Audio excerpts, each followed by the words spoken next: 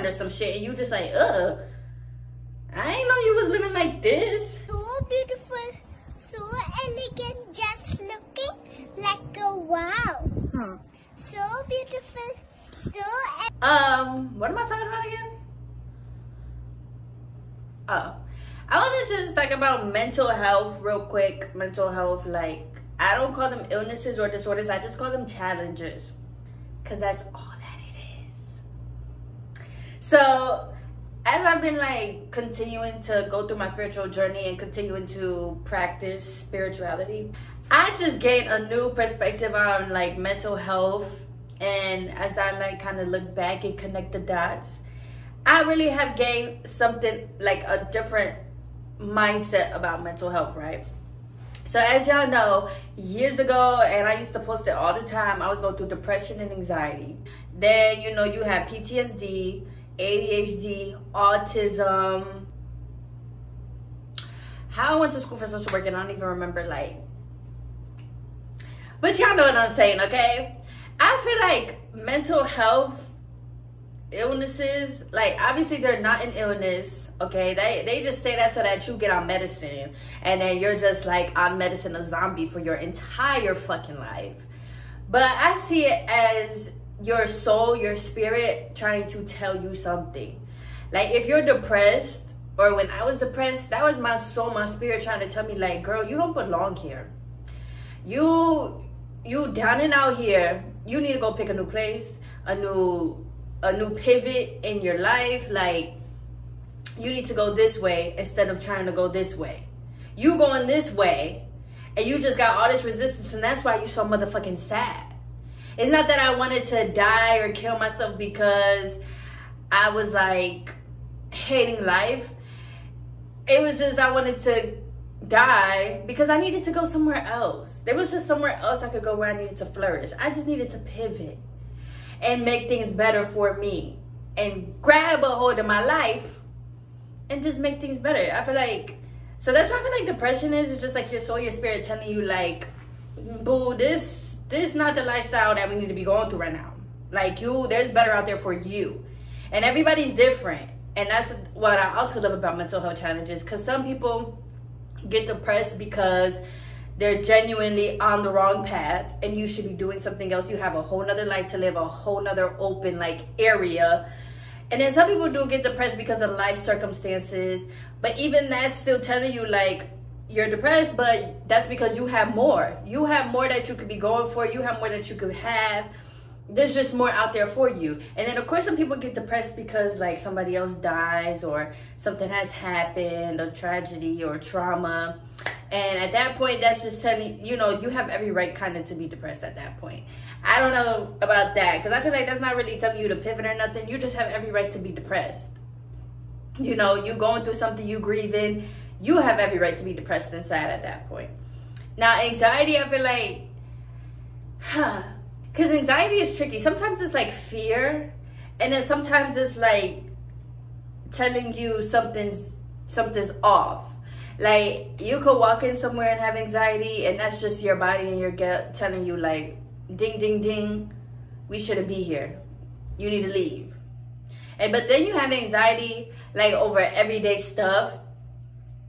And then you can have anxiety just in general, or just worry so much. And even things like that, I feel like we're genuinely inherited. Like, me and my family, for some reason, everybody worry. Everybody worry. But then again, with black families, like, you can't even blame them for worrying. Like, look at everything that we've been through. You really can't even blame us for having anxiety. We've been kicked out of our homes, kicked out of our jobs, like, had our kids taken from us. Of course, we gonna have fucking anxiety. And of course, it's generational, so it's being passed down. And a lot of times when it's passed down, you don't really realize that, like, oh, I don't have to worry anymore because whatever the reason may be. But when it's just passed down like that, it's like you just worry. And even that is telling you, like, it's not natural really to worry all the time. I used to be like that. I used to worry about everything. Worry about my health. Worry about where am I going to be tomorrow. Worry about having to talk to people. Worrying about, oh my gosh, if I do this wrong, if I do that wrong. And then that's just when for some reason, something just pivoted. And I was just like, I started meditating or something and just breathing. And I was like, I just need to let all that go. If I'm so busy worrying about my health, if I'm so busy worrying about where I'm going to be tomorrow, when tomorrow comes and it's another good, fine day, what I'm going to do, worry about the next day too? And if I'm worried about my health, I'm not going to have time to just relax and just continue to take care of myself. What are you worried for? You're doing everything that you can. There's no reason to worry. Everything out of that is out of your control, right? So sometimes I feel like we have anxiety because we're trying to control everything or we want to know everything. And there's just some things you cannot know. But that's life. That's part of being here. That's part of being a human. Every day, you could plan your days out to the T. Shit's still not gonna go how you want it to. So it's like you really just gotta live. And you just gotta embrace the unknown. And like, when the unknown comes, you can't look at it and be scared of it. You know, you gotta welcome it. Hello, unknown. Where you been at, girl? What we getting into? Where you bringing me? And you just gotta believe in yourself and trust yourself that you are going to great places. And you are going to places that are meant for you. I think that's another thing of having anxiety. A lot of times we always thinking about this person's journey. And this person's doing this and this person doing that. Calm down. One thing that I learned about people, we all have our fair share of problems. We all have our fair share of insecurities. We all have our fair share of flaws, okay? Yes, that person is doing that, but you got something you gonna be doing too, or you need to be doing. You need to stay your eyes on your path. You are not that person. And if you really was in that person's shoes, you probably wouldn't even be able to handle it, or you probably wouldn't even want to, or it might even be boring or some shit, and you just like, I ain't know you was living like this. You know what I'm saying? So it's like, by comparing, it really does take away your joy and your relaxation. That's why anxiety is tricky, because everybody has anxiety for different reasons. Some people have anxieties because of actual trauma from the past. And at that point, that's just when you kind of have to learn to heal and be like, hey, but even that takes time. So whatever you're going through, give yourself time and also give yourself grace, okay? Your soul and your spirit is genuinely trying to talk to you, and it takes time. These kids be running around. I'm not mad at it, but they be running around and shit. I be thinking somebody knocking at my door. But what was I talking about? Your soul, your spirit is genuinely trying to talk to you. And sometimes it might take you a minute to even just listen. Or it might take you a minute to really just relax and connect with yourself and connect with that depression and anxiety. So many times when we have depression and anxiety, or when I had it, I felt like, oh my gosh, I don't want to feel this. This feels like shit. It feels like crap. It feels like I'm fighting for my fucking life. You know, it's like, I don't want to feel that. And then it's like, sometimes I would be scared to feel that. So now I got anxiety about anxiety. But by doing that, it's kind of like you're pushing those thoughts even further. And by pushing those thoughts even further, you're hiding that pain, you're hiding that hurt, or you're hiding the problem even further into you and into your soul. It's like you have your soul, your spirit, which is all inside of us, but it's not us. Like physically, I mean. It's us, but not like a body type of thing. You know, it's something that only you know. You know your soul, you know your spirit. And it's like, it's talking to us all the time, but sometimes we just push away, push away, push away. And the more that you're pushing it away, the more work after that you're gonna have to do to like go back. Once you start, I don't know, changing or wanting better, you're gonna have to go back, really dig deeper into that and be like, oh my gosh, I was hiding you, not even knowing that you were some of the most beautiful parts of my life. And I know that's like kind of different to say. Like me years ago would not have said that, but looking back, I really see how beautiful it was, because I had the gift of feeling. I had the gift of my body, of my brain, of my spirit being so strong. that has brought me to the lowest places of my life. But at the same time, it's beautiful, because now that I'm out of it, I can appreciate it. And I can appreciate that I went through that, because now I just see, like, I just needed a pivot of direction, or I just needed to get out of my house, or I just needed to go back to myself, go back to loving myself. You know, all of that was just gone. My spark was gone. My light was taken from me. So it's like me going through that, and now looking back, I'm like, that was beautiful. I needed to go through that, because now I have my light, I have my glow, I have me in ways that, like, I feel like I haven't had myself since I was a kid. And that's just so beautiful and so fun and so exciting. So, and then you even have like autism and ADHD, which is low-key racism, but I'm not getting into that today. We're not doing that. But you have autism and ADHD, where these doctors are telling you, like, oh yeah, you're basically neurodivergent. The brain is like the most complex thing in the world. What the fuck is a neurodivergent?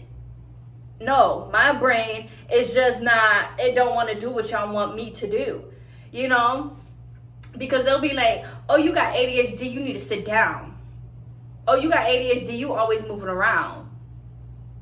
You got kids sitting at a desk for 8 hours in a day. Kids need to be outside. Kids need to play. They need to create, okay? They need to be trying new things. You got them sitting down, reading their ABCs for 45 minutes, to go to reading their 1, 2, 3s for another 45 minutes, to a 30-minute recess. What do you expect for them to do? And then you drug these kids up, and then they just sitting in the classroom, can't feel shit at that point. You ruining their brain cells at a young age. So my point is, I feel like autism and ADHD is like how we're low-key supposed to be as spiritual beings.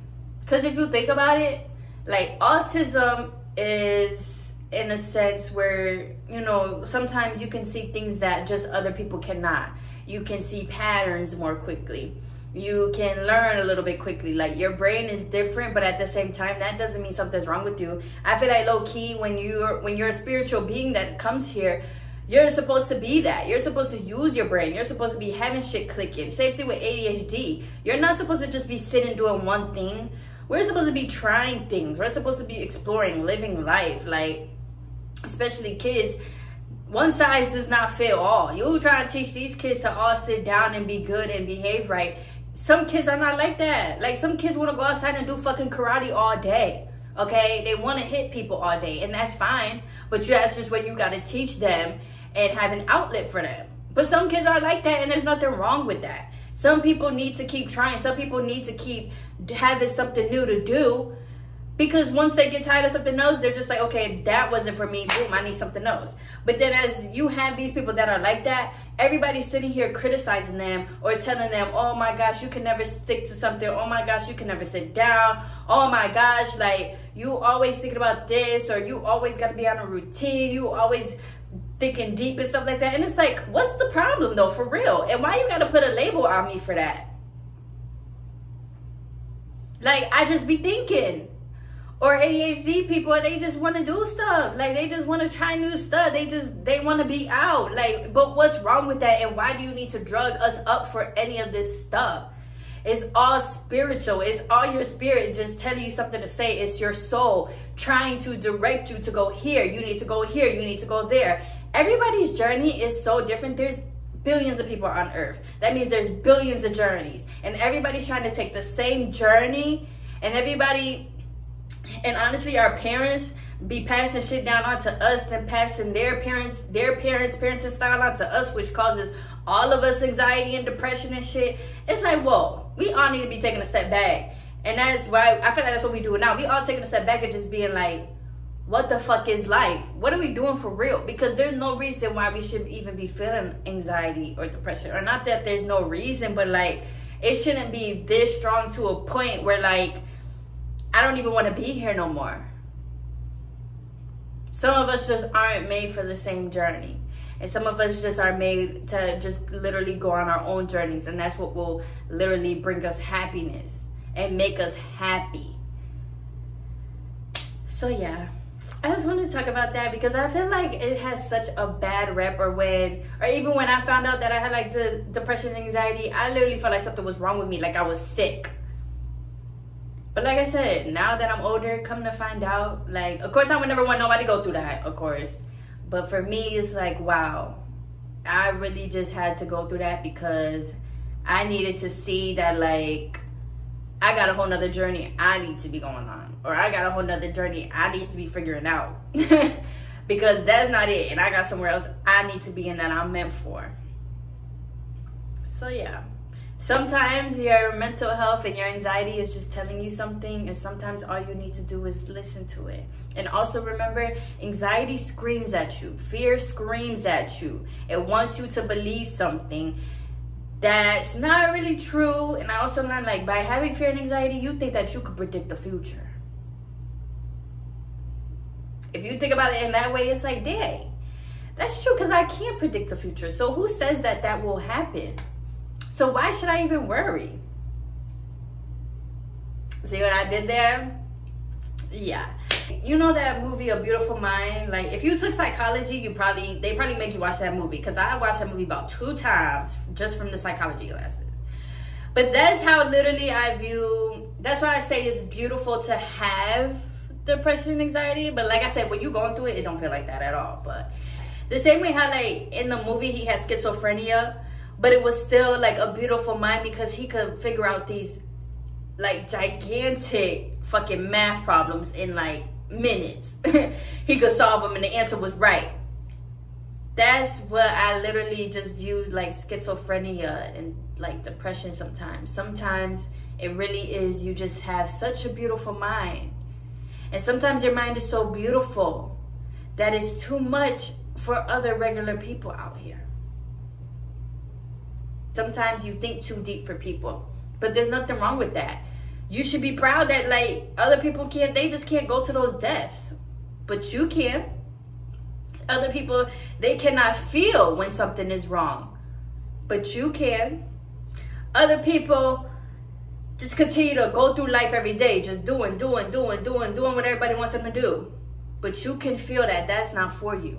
Or you can just feel everything and your, signals are going off for you. That's beautiful. Because low-key, like I said, we're spiritual and you low-key need that. Sometimes you can even look at it as like, I'm just so in this dark so that one day I can be so in that light, I'm being pulled back so I could be thrown into the most beautifulest, brightest place. Because take it from somebody who has like been through that, and of course we all have our days, that's a given. But take it from somebody who's been going through that for years, y'all. The light comes, I promise. And when that light comes, you're gonna do anything to keep it. I'm telling you, you're gonna do anything to keep your peace and your happiness. And you're gonna understand, like, from going through that, I see now I cannot do what everybody else wants me to do and what everybody else is like the normal life journey. I cannot do that. When I try to do that, I get sad. Even that has just taught me, like, now that I'm in this light, all I'm doing right now is I'm just trying to keep it going. I'm trying to harbor it, and I'm just trying to keep it and protect it for me and for my loved ones. Because, it comes, y'all. The happiness comes. I promise it comes. Just, I don't want to say stay down or stay in the dark, because no. But just know that being in that dark, you will be able to really see light. And when the light comes, you will be able to appreciate it in ways that nobody else does. Bye.